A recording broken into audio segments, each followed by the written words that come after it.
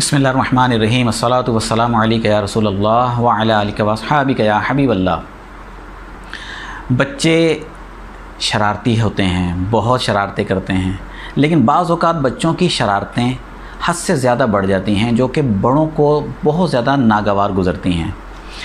ماں باپ تو چلو جیسے تیسے کر کے برداشت کر لیتے ہیں، لیکن عام لوگ جب ان شرارتوں کو دیکھتے ہیں یا ان کے سامنے وہ شرارتیں کی جائیں تو بچے جو ہیں وہ پھر بدنام ہو جاتے ہیں، لوگ اچھا نہیں سمجھتے، اور پھر ماں باپ بھی بیچارے پریشان ہو جاتے ہیں، کہتے ہیں کہ جی ہمارا بچہ نافرمان ہو گیا، بدتمیز ہو گیا، سنتا ہی نہیں ہے کسی کی بات۔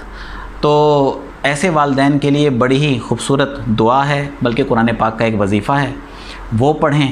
انشاءاللہ عز و جل چند دن کے عمل سے ان کے بچے انشاءاللہ ان کے فرمان کے مطابق زندگی گزاریں گے، اور کوشش کریں کہ کوئی غیر شرعی فرمان ان کو جاری نہ کریں، ٹھیک ہے نا، کیونکہ بچہ جو ہے وہ دین فطرت پر ہوتا ہے، فطرت والی بات وہ مان لیتا ہے۔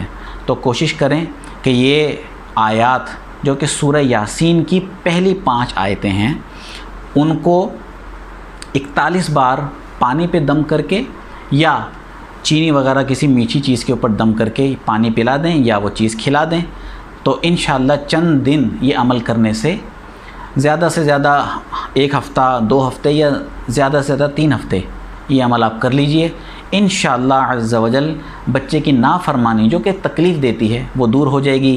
بچہ بدتمیزی کرتا ہے تو وہ بھی دور ہو جائے گی۔